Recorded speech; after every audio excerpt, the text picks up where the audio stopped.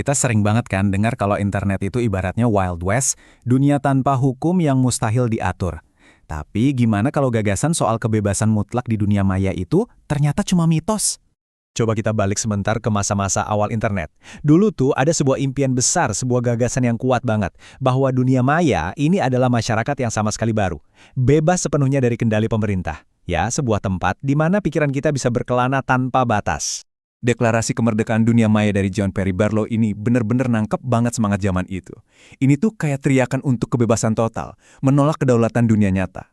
Nah, ini dia mitos utama yang mau kita bongkar bareng-bareng. Disinilah pertanyaan besarnya muncul. Apakah internet itu emang dari sananya bebas dan nggak bisa diatur? Atau jangan-jangan kebebasan itu cuma salah satu fitur dari desain awalnya aja? Yuk kita coba dalami. Oke, ini kan jadi tantangan besar ya buat sistem hukum yang biasa kita kenal. Gimana coba caranya kita nerapin aturan di dunia yang nggak punya batas fisik? Biar gampang, kita coba pecahin satu teka-teki simple. Nah, ini dia masalahnya. Arsitektur internet memungkinkan servernya ditaruh di mana aja, di luar jangkauan hukum. Tapi kita tetap bisa akses seolah-olah server itu ada di sebelah kita. Jadinya, hukum seakan-akan lumpuh, nggak berdaya dibuatnya.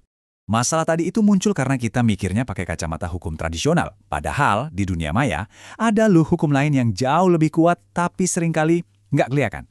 Sebab hukum yang udah dibangun menyatu dengan fondasi ruang digital itu sendiri. Biar kebayang, kita pakai contoh dari dunia game online atau MMOG. Anggap aja ini kayak laboratorium raksasa, tempat kita bisa bikin masyarakat virtual dari nol. Dan yang keren, di dunia ini, hukum fisika dan hukum sosial, semuanya bisa kita tulis dan tulis ulang sesuka hati. Oke, ada cerita nih. Ada dua tetangga di game, namanya Martha sama Deng. Si Martha ini suka nanam bunga yang indah, tapi beracun. Suatu hari, anjingnya si Deng makan bunga itu, terus mati. Deng marah dong. Kalau di dunia nyata, urusannya pasti ke pengadilan kan? Nah, tapi di sini ceritanya beda. Ada pilihan lain. Dan solusinya cerdas banget. Daripada menghukum Martha, gimana kalau hukum fisika di game itu kita ubah aja? Jadi, racunnya itu cuma aktif pas dimiliki sama yang beli. Kalau kelopaknya terbang ke halaman sidang, ya udah racunnya hilang, jadi nggak berbahaya lagi. Nah, ini poin utamanya.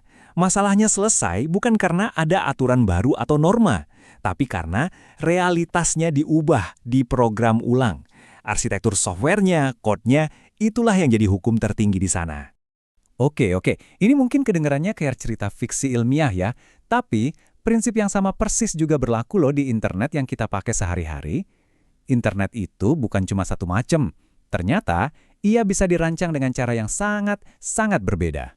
Kita lihat contoh nyata deh dari pertengahan tahun 90-an. Jaringan di Universitas Chicago itu sengaja dirancang supaya semua penggunanya anonim. Siapapun bisa masuk. Akibatnya, susah banget diatur. Nah, beda cerita sama di Harvard. Di sana, setiap komputer harus didaftarin. Semua jejaknya bisa dilacak. Hasilnya, gampang banget diaturnya. Arsitekturnya beda, politiknya pun jadi beda. Perbedaan ini nih yang membawa kita ke sebuah ide besar dari seorang pemikir hukum bernama Lawrence Lessig, sebuah konsep yang benar-benar mengubah cara kita melihat aturan di dunia digital. Di dunia maya, code is law. Kode adalah hukum. Bukan seperti hukum ya, tapi benar-benar hukum itu sendiri. Arsitektur software dan hardware itulah yang jadi pengatur realitasnya. Maksudnya gimana? Gini deh, kode itu yang nentuin batasan. Kamu bisa anonim atau enggak. Kodenya yang nentuin. Konten bisa di-copy-paste seenaknya, kodenya juga yang nentuin. Ini jauh lebih kuat dari undang-undang biasa, karena penegakannya itu udah ditanam langsung di dalam sistemnya. Dan yang paling penting, kode ini bukan sesuatu yang alami. Ini hasil pilihan dan buatan manusia. Terus, kenapa ini penting banget buat kita? Ya karena kalau kode adalah hukum, berarti cara kita membangun internet hari ini, itu bakal nentuin kebebasan kita di masa depan.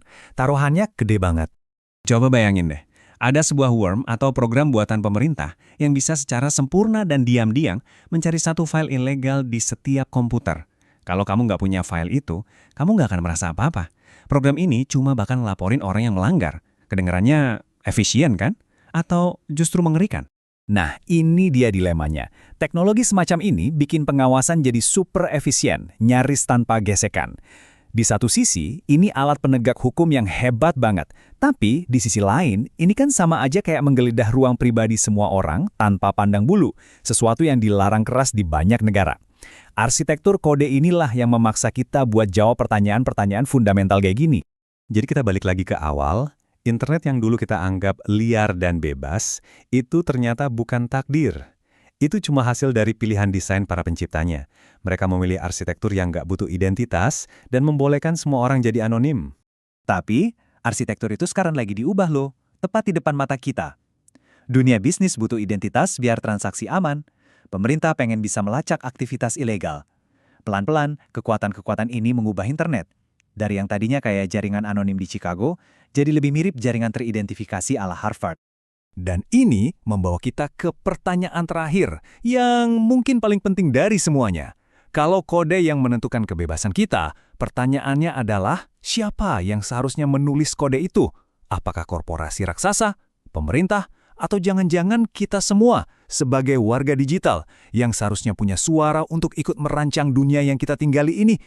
Nah, jawaban atas pertanyaan itulah yang akan menentukan masa depan kita bersama.